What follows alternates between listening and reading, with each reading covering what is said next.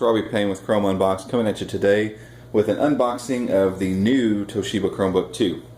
It has not changed its title from its predecessor. However, some of the things on the outside have changed. A lot of the things on the inside have changed. So we're going to unbox it, take a quick look. Now, for those of you who are familiar with this device, possibly owners of its predecessor, my whole point with this device is going to be seeing if they've kind of cleaned up some of the performance issues, which I know a lot of you didn't feel like it had performance issues before.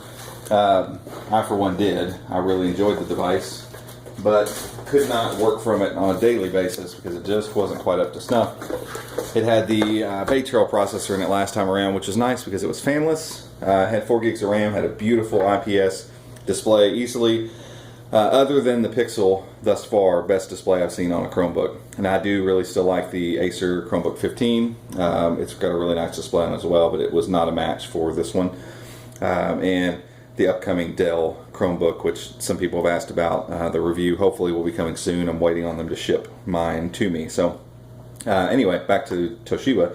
So they've kept all that external stuff the same, from what I understand. They've now added backlight to the keyboard, which is rare in the Chromebook world. And they've kept the audio the same. And then they've upgraded to either the newest 5th gen Broadwell Celeron processor or i3 processor. And so I went for the i3 model, so it's $100 more for the i3. I think it starts at $329. You go up to $429 for the i3. It is only paired with 4 gigs of RAM, which I'm kind of bummed about. I think with 8 gigs of RAM, this would be my go-to device, but we're going to see. I'm going to put it through a complete work week and work completely from this and only this for the week. Right now, my desktop setup is a 4th gen i3 with 10 gigs of RAM, and my mobile setup is the Acer 15 with the Celeron processor and only 4 gigs of RAM. And it doesn't seem to bother me that much, so it'll be interesting to spend an entire week with this thing and see if I run into any hiccups as far as the RAM go. But all that being said, let's cut into this guy and have a look-see.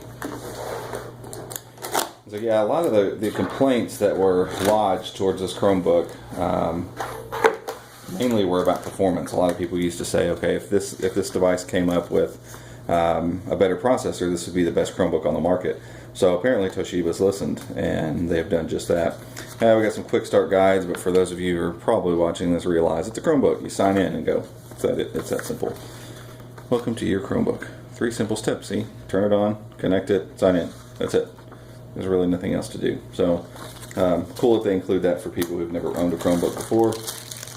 Gonna go ahead and pull these out because, as you guys know, 9 times out of 10. Until I plug this thing into the wall, it's not going to wake up. So it's just part of the process. And from what I'm understanding thus far, the outside of this guy isn't going to change much, save for the fact that there's probably a couple vents for ports. And everything I've seen so far suggests that those fans are very quiet, out of the way, and aren't going to bother anybody. So let's get this out of the way.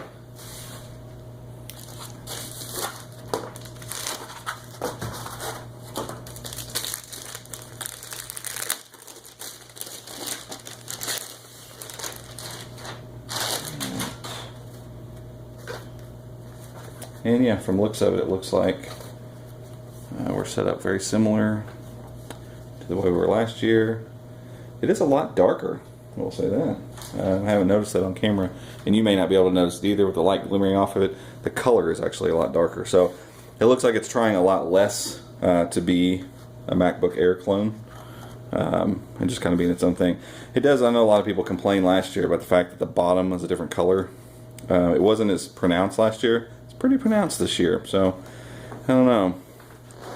I'm not a huge fan of that, but again, it's the underside of the computer, so I'm not really going to complain too much about it. Same textured finish at the top. You can kind of see, possibly, is it going to focus? That's tough. Yeah, no, it's not going to. So same textured finish at the top. Very similar bottom. We do have the vent port here and vents back here. Other than that, it's still very thin, very light, very manageable. And I overall enjoyed the build quality of last year's version of this guy, so I'm not too upset about any of that. Trackpad layout looks the same. Less stickers on the inside, so yay, thanks Toshiba. Usually we got to peel off a sticker here and sticker here.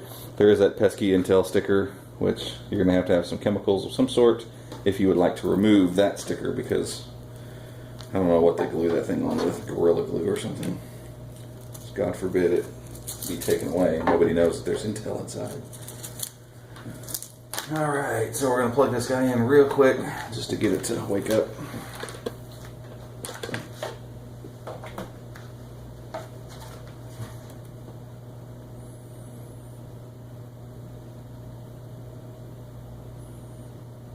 Oh, and there's that pretty screen. So we're looking at 1920 by 1080 full IPS, or full HD IPS display here. Really great colors. It'd be interesting to see it in dark rooms and stuff to see. I know there was a bit of light bleed on the older model. See if they fixed any of that stuff. I know I personally got one of the versions that had a dead pixel in it, and so yeah, we got 25-30% battery. It's enough. And so it'll be interesting to see if we run into any of those. The trackpad still has the same type feel. There's a bit of friction on there. It just depends what you like. You're not going to worry about thinking this might be a glass trackpad. It's very clear it's not, but it still feels good, very responsive. We all know trackpads are really good on Chromebooks, so just the way it is. Get signed into the Wi-Fi. I don't know why I'm hiding this, because it's our public Wi-Fi at the office. Just habit. Sorry about that.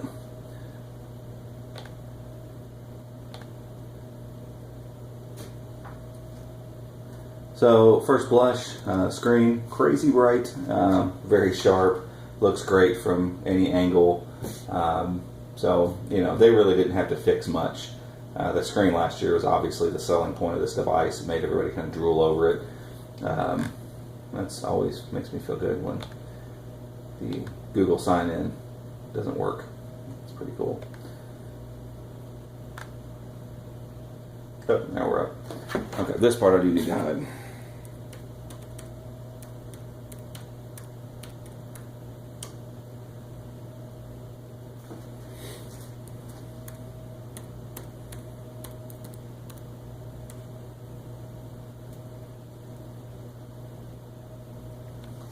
While that's loading, we'll try to get you a close-up look for those of you who have not seen this device in action before.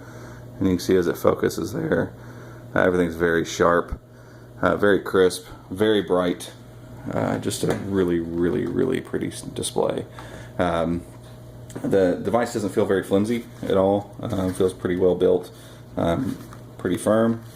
Let's see. I don't know how we can test the backlighting, to be honest with you, on the keys. Let me hit this light over here.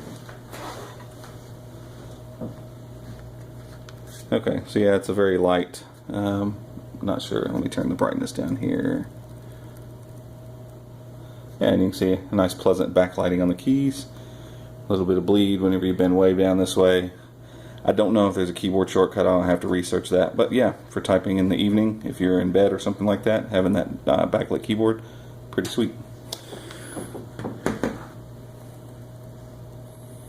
And let me type just a couple things just to give you a feel of travel.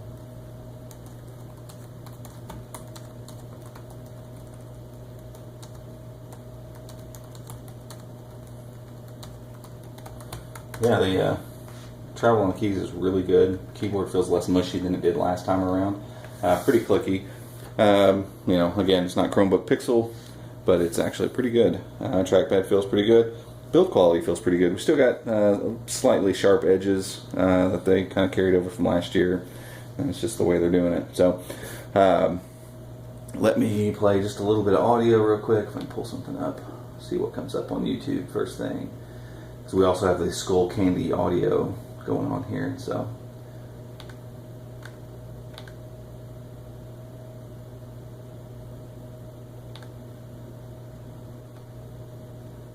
see, the first thing pops up here is some Ed Sheeran. That'll work. Oh, it is actually on the new record. It's on the deluxe version. It's a song about dwarves and dragons and all that sort of stuff. dedicate this.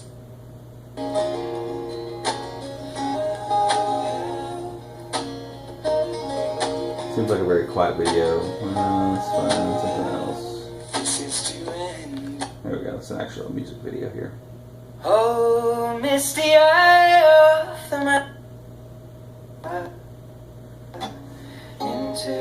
So, for those of you all who don't know, the speakers actually on this device come out through the keyboard, so there's no speaker ports anywhere. It comes straight up through the keyboard, a la Chromebook Pixel. So, you've kind of got a premium audio experience, premium video experience, way faster processor now, really good keyboard, trackpad. I mean, the only thing I could see possibly that would be negative on this is that we can't give them the 8 gig option. The speakers sound good. They're not like crazy loud, but they sound good. Really round. So yeah, that's pretty pleasing. Last thing we're gonna do, we're gonna octane score real quick. I'd say it will be quite high.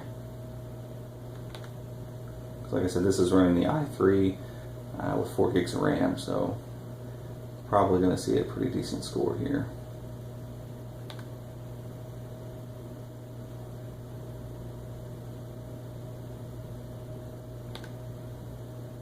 Trackpad's getting clicky, not a real loud, cheap feeling click. It feels pretty solid. And so overall, first blush, pretty happy with the way this thing's built. Again, I have the Dell Chromebook 13, which obviously would sit right next to this. IPS display, 1080p. The upside on the Dell Chromebook, the main one, would be that I got the one with 8 gigs of RAM, so that's a pretty important thing for me. I usually have a lot of stuff going on, and I've talked about that at length in other videos. The other thing is the Dell Chromebook's going to be a little bit more polished, glass trackpad, magnesium alloy body, carbon fiber top, that kind of stuff. So it might edge this one out quite a bit. It's already done just shy of 16,000, so that's moving along quite nicely. Now to put that in perspective, the same devices with an i5, the 5th gen i5, get somewhere around 25,000. So that i5 and i3 difference are quite vast, whereas the Celeron version of this would be getting around 13,000. So you're getting a bump. It's a little faster. I would say for most people, stick with the Celeron processor. It's going to be plenty of computing power. I've been using it on a daily basis with the Acer 15, and it's been just fine. So, like I said, I'm going to spend a week with this guy, work with it day in, day out. You know, the scaling issues that some people have on a 13-inch display, are those things going to be troublesome? 4 gigs of RAM, is that going to be troublesome? We'll see. And we'll have the full review up probably week and a half from now. Until then, guys, thanks for watching. If you like this, give me a thumbs up, subscribe to the channel, share it, and we'll see you in the next one. Thanks.